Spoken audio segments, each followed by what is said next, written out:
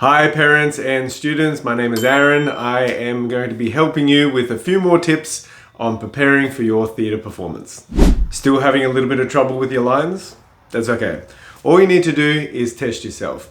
Go through the script. Anytime you forget a line or forget a section, put a mark against it in your scripts. Therefore you know that's the bit that you need to work on. So how are you going to learn those tricky lines? Well, there's a few different ways. But first of all, I want you to think of the script as like a security blanket. You're going to have to remove it. Sometimes it's a little bit easy to have that script right next to you and you think, I'll just check it just in case. And you look at it and it becomes all too easy. So you need to make it a little bit more difficult for yourself. So you set a rule, which is, I'm not going to look at the script and read at the same time. I'm just going to check it and then I'm going to put it down and I'm going to say my line. Therefore, you're making it a little bit harder. The next time you might think, I'm going to put the script on the ground. And it's going to be a little bit harder to think, oh, I'm going to have to go down, pick it up, look at it, put it back down again, and say my line.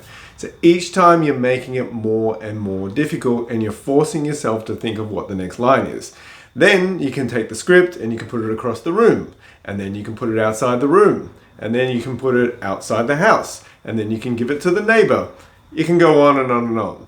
But the point is you're making it more difficult for yourself and you're forcing yourself to think about it. So the other thing you can use is a visualization memory technique. So this is based on the idea that humans will always remember storytelling.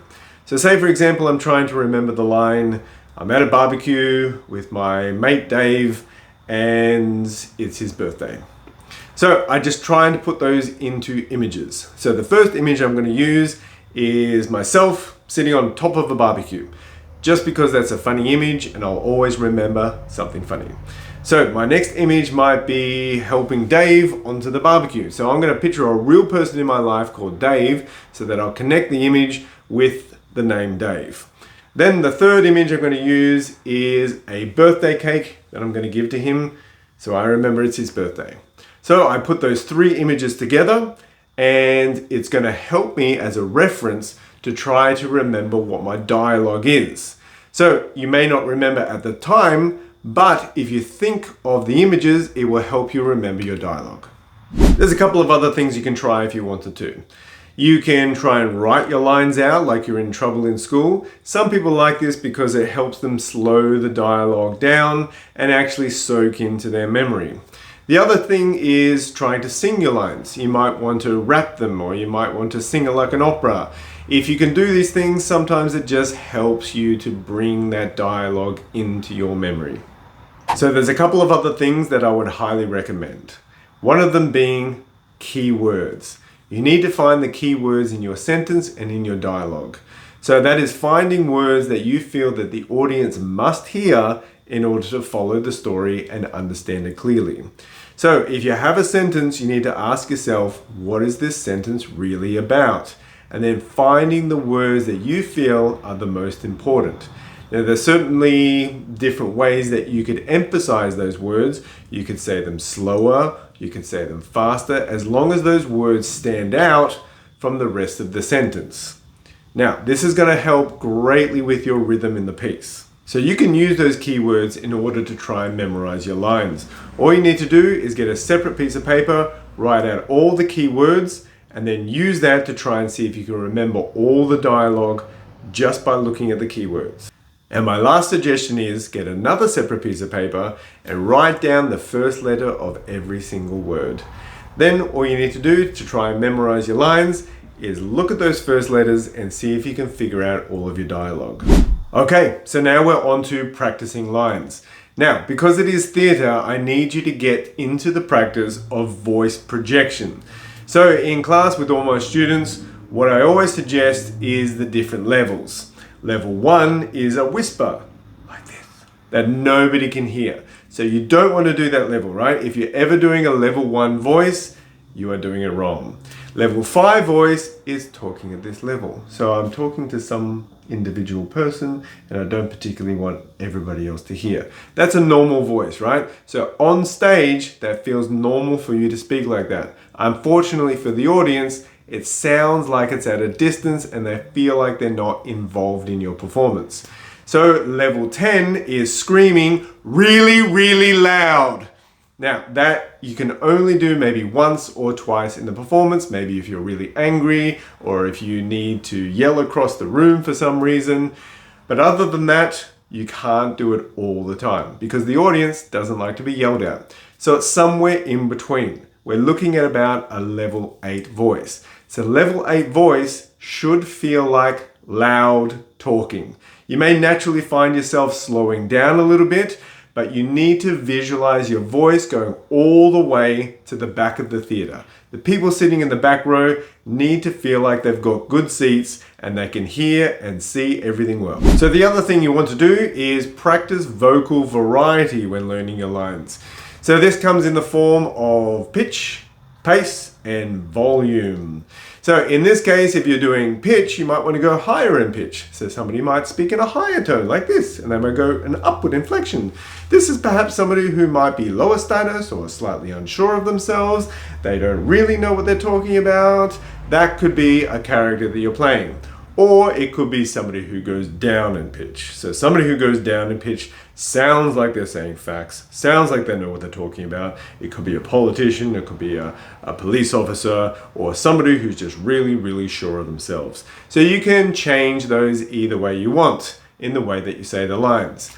The other one might be pace. So you could say lines really, really fast, but you still need to be able to speak so people can understand you. But this might be somebody who has a lot of energy. They might be nervous, it might be an emergency, or it could be something that is just causing them to feel like they need to get their point across really, really quickly. So the other one is slow. Now you can't talk too slow, which is what a lot of my students like to do, but you can make your point really clear. So you can say your lines one word at a time, and that's perfectly fine. So that's slowing it down, right? So this is somebody who just really wants to be clear and to make sure that you're hearing every single word. Now that could be somebody who's angry, that could be somebody who is a teacher, or it could be somebody who has been asked the same question 3 or 4 times and they're a little bit frustrated by it. Whatever the reason, you can slow it down. So you can change between those, fast and slow. The other one is volume. Now, because you're on stage, you can't get this quiet because nobody will be able to hear you. So the levels that we did before is probably around level 6 to maybe level 10, which is the screaming. You can vary in between that, right? So somebody who is talking really loudly all the time might be, again, somebody who's angry, somebody who is really, really frustrated, or just somebody who is trying to get someone's attention from across the room, right? Somebody who is bringing their voice down lower might be somebody who's a little bit more calmer, somebody who is just simply in a more of a conversational, sociable environment. So you can vary those things up, pitch, pace, and volume. Experiment with them and see how you can come up with these lines. So my last suggestion for practicing lines is line clipping. So what this means is that you are not only listening to the line before you, but you don't just wait till they finish, take a breath, and then say your line, because what that does is it creates gaps. So every time you have a gap between lines, it starts to bring the energy of the performance down and it becomes very slow. So what you're looking at doing is learning the line before you, particularly the last 2 words, and when you hear the last 2 words, you get your breath ready and you start to speak over the top of them. So you might be speaking just over the last word perhaps, or just as they're finishing the last word. Now, in this case, the energy will always remain up because there's no gaps in between. Miss Judy wouldn't do that. I don't want to play this game anymore. That's exactly what a guilty person would say. Can I go home now? You're under arrest! You can't arrest me. I haven't done anything wrong. She has a point. She should be innocent until proven guilty. But do you have any proof? Admit it was you! No, it wasn't. She seems suspicious. I agree. I think she might be telling the truth. Miss Judy always tells the truth. So the only reason why you wouldn't speak over the top of their lines is if you hear the last word and you think that is an important word that the audience needs to hear. In that case, You just try to allow them to say it and then make sure there's no gap in between and just try to speak as soon as they say that word. Now, this introduces the pause. So because everybody is speaking one after another without any gaps, it starts to create an energy and it starts to create a pace. So therefore, if something important happens, you can choose to pause before you say your line. Therefore, the audience understands that's the first time we've heard a pause. That must mean something important just happened. Maybe you were shocked, maybe it was something really funny, or whatever it is, it's now highlighted that nobody is speaking for the first time. So there you go, start practicing those lines. And I would suggest don't have the mentality of thinking, oh, I'll know my lines before the performance. That's not what you want to do.